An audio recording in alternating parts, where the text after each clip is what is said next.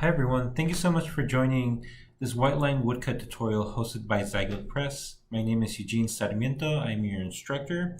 White Line Woodcut is created by carving a lined image onto a block of wood, inking each separate area individually for printing.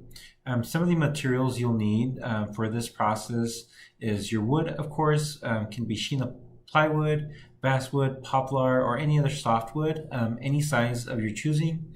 Watercolor tubes or pan sets, watercolor brushes. A variety is recommended. I have here listed a number 2, number 4, and number 8. Really depends on your image and size of woodblock. 2 containers of water, paper towels or rags for cleaning, transfer paper, carbon-coated paper or graphite on tracing paper, just to transfer your image onto your block, tracing paper. You'll need watercolor paper or printmaking paper. I have here listed Arches Cover, Reeves BFK, or any soft rag paper works best. A V-gouge for carving or utility knife, chisel knife, wooden spoon, or a bone folder for transferring paint, ink onto the paper. You can also use a Baron if you have one available to you, but any one of these items work pretty well. A bone folder actually works well since you might need to dig into certain spots in small areas. Here I'm showing different materials or fluids to coat and seal your wood. This is preference, so you don't really have to do this. As you can see, the middle and the bottom have been sealed, and the middle has been sealed by golden medium, a flat matte medium. It dries clear. The bottom is done by the Cryline acrylic spray. As you can see, the top is not coated, and that's just using the raw wood to ink. It's just a preference in texture, how much watercolor it actually holds, and here it's different opacities also in the ink that was applied. So the next segment is preparing an image. Here I have an image of my cat Gemma on my iPad, which I'm going to use the iPad pretty much as a light table. And I have tracing paper taped right on top. And I'm going through and kind of just marking every essential line that creates this image of what is a cat. So I'm starting off with the eyes, the ears. She has a little puffball on her head. She looks very annoyed. And just really capturing these lines that really bring out the features of my cat. Also encircling areas that I feel like are going to be in shadow, just to show that there is contrast and to create more of a 3D volumetric look and approach in transferring this image onto the block and then carving it, of course. So just finishing here and going through all the lines. Of course, quick disclaimer, this is a little bit fast forwarded. I guess the time speed is not actual time speed. That's just for the purpose of this demo. So definitely take your time when you are doing this, and especially come back to it later on. So as you can see, I have the image. When I do transfer it, I'm going to add more to the lines and tweak here and there. When I'm transferring my image, I have my tracing paper and I have my carbon paper dark side down because that holds like the carbon, the graphite. The piece of wood that I have here is like $1. I'm guessing basswood. From the dollar store, actually, like a craft. It's supposed to be like a craft sheet of wood for craft projects. But of course, use any of the wood that you have available. Softwood, and this wood is actually really soft, works best. So once I have my image taped down, I am going through with my ballpoint pen, usually in a different color, just so I can see what I've marked. And I'm going through and marking everything just to trace the image onto my woodblock. Something too, because it's on tracing paper, the image was drawn on tracing paper, I'm able to flip it to reverse it, knowing that the way it's going to be printed, it's going to be in reverse if I didn't flip it, just so it could be read right And this is also a preference too. You don't have to flip your image. Also, you don't have to trace out an image first before you do this. You can pretty much draw directly straight onto the wood itself, depending on like what your ideas are. So I'm just going through here and of course marking different color blocks. A good way to think about your imagery is to think about it in color blocks, almost like as if you're painting by numbers, like if you ever done a coloring book in that sense. Some of the imagery that comes into mind is like Warhol's work in a series of paint by numbers, and having that approach when you are transferring your image or creating an image too.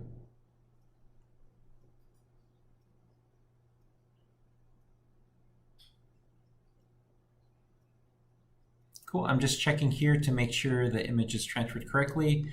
I'm also going to go back and draw more lines, just a heads up. So carving the wood block.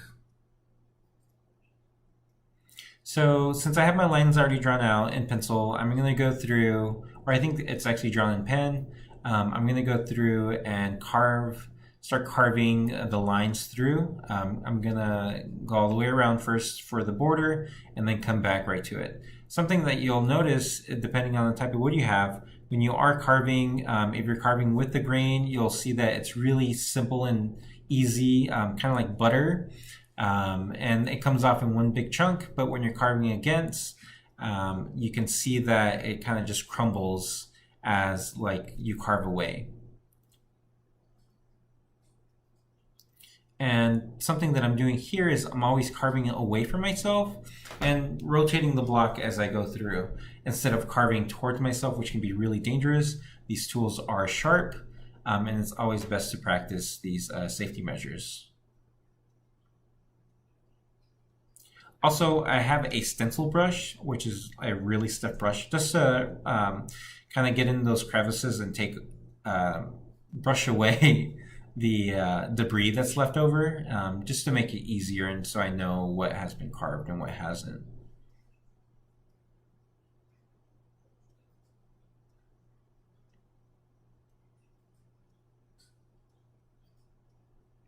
Again, this is going to be sped up, and definitely be careful and take your time. I don't know if you can tell, I actually have a band-aid on one of my fingers because I did cut myself trying to carve a previous block, but also just be careful as you go through. So here I'm starting by carving out some of the certain shadow spots and the lines that I have marked. A good thing to do is if you want to have like really ragged or jagged, rigid edges, you can wiggle your gouge as you go through, and also rotate around when you do want those organic round lines. Rotate the block around and let that follow through.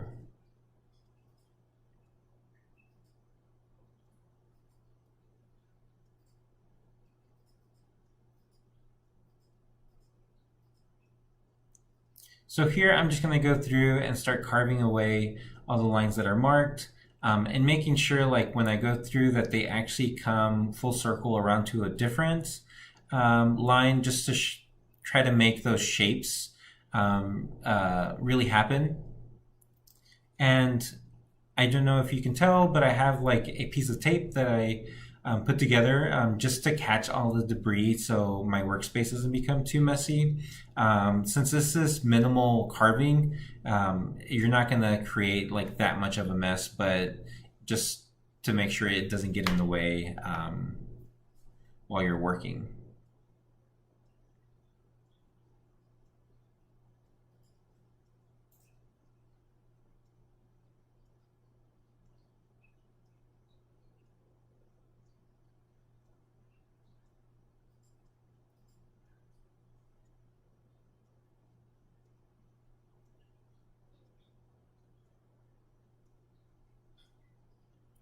The other method that you can do this too with just the chisel knife is to go through and kind of incise around the edges or the actual lines that you're trying to carve out, and then coming back in the opposite direction against those same lines to create like that V gouge by just using that one single chisel or knife tool, like utility knife, for example. Some of the issues that I had with this piece of wood, because it is very cheap and it's like the dollar wood, it's not glued together properly, the plywood, so chunks did come off. If that happens and you have a pretty big chunk, small ones, it's kind of like you have to take your loss, but for the larger ones, you can glue them back on with Elmer's glue. That works fine, just put a little bit of pressure. And because this is a white line woodcut, it's pretty much a one print as you go, so you might only be able to get one single print. So I have my entire block already carved and I brushed everything away. I erased all the lines just to make sure my watercolors don't mix in if I have graphite or actual ink. I have my paper cut exactly to the same size of my block, and I have tape the edge to where I can flip the paper back and forth for registration purposes. I have my bone folder, my wooden spoon, and my 2 watercolor brushes. I also have my 2 water containers, one for clean and one for dirty, and my watercolor set. And my watercolor set, these are Holbeins that I kind of just poured out into the containers to cake them up. But they are your basic like Holbein watercolors.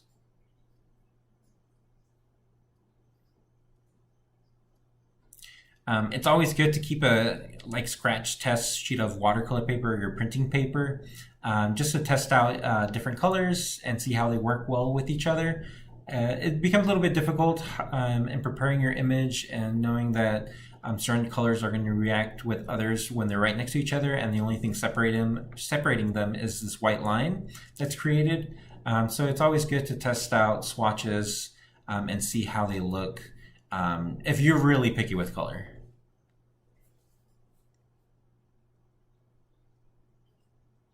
My cat Gemma, she's very fiery orange, so here I'm just testing out the different types of oranges and reds and browns, and trying to get the right colors mixed already ready to go.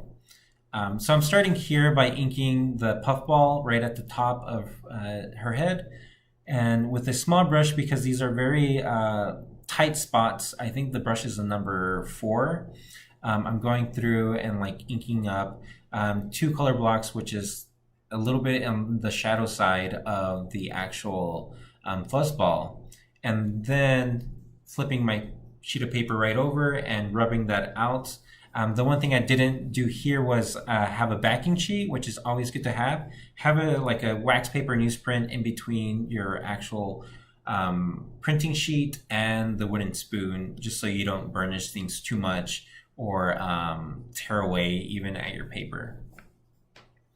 So I'm going through and I'm gonna do individual blocks one by one. Depending if like certain blocks are all the same color, I can probably knock them all out at once, as I did with the first rubbing. Here the second one, it's a lighter color, just to show that it has a lighter tone on a specific spot of that fuzzball.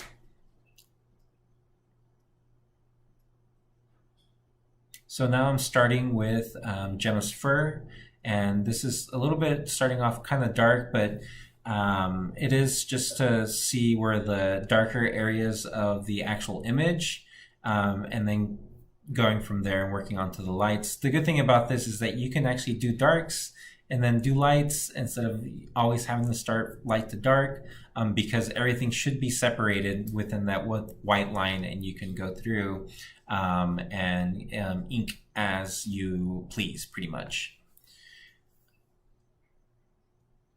So here I grabbed a good amount of pigment onto my brush and inked up this color block.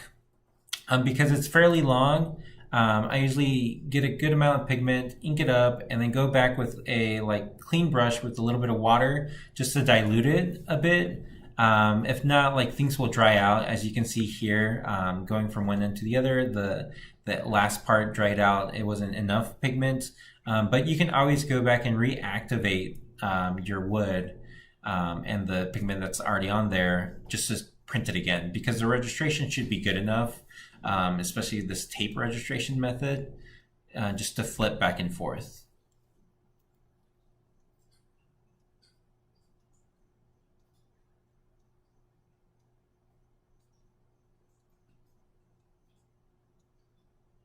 So I'm going to go through and just work my way around the image. There's no real particular order you have to go in. This is totally up to you. And also you can work with the opacity of the watercolors themselves. Also the amount of pressure you are applying when you rub these images out. As you can see, I'm applying pressure to some areas a little bit more than others. And that's just preference of me going through and doing this for multiple different prints and actually doing this a lot.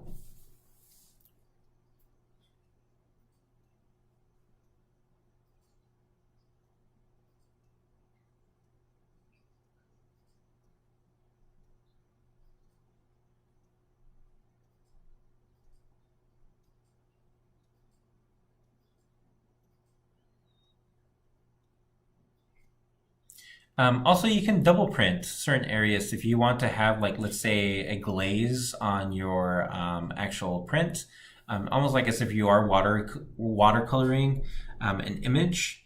You can always print something 3 to 4 times if desired. So I'm gearing here towards the end. I have the background left to do. I kept the whites as the white of the paper.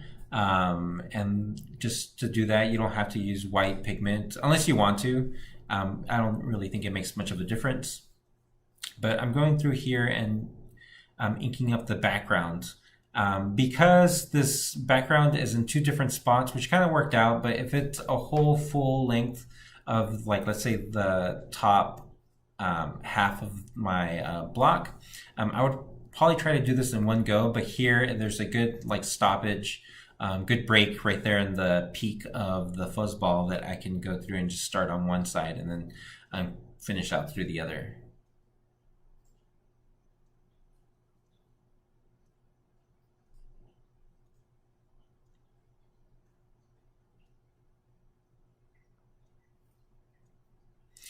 Also, just a quick disclaimer, like, the wood I have is not perfect at all. You can see that it dips a bit by the fuzzball in the center, where, like, even no matter how much pressure I put, it kind of didn't really print correctly. Depending on what wood you have, and there are imperfections, but that's the whole something to embrace too while you're creating your image and printing, to catch some of that wood grain.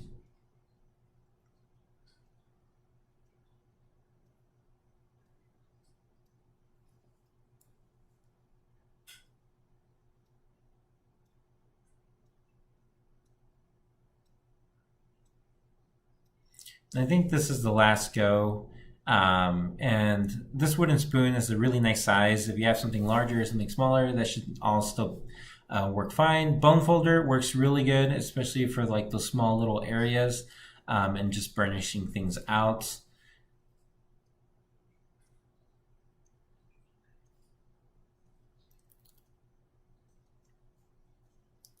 And so here I'm pretty pleased with the image. I don't think I would go back and do anything double, even in some areas that weren't as crisp as they should be. Thank you so much for joining, and hopefully this is of some help to you. Thank you.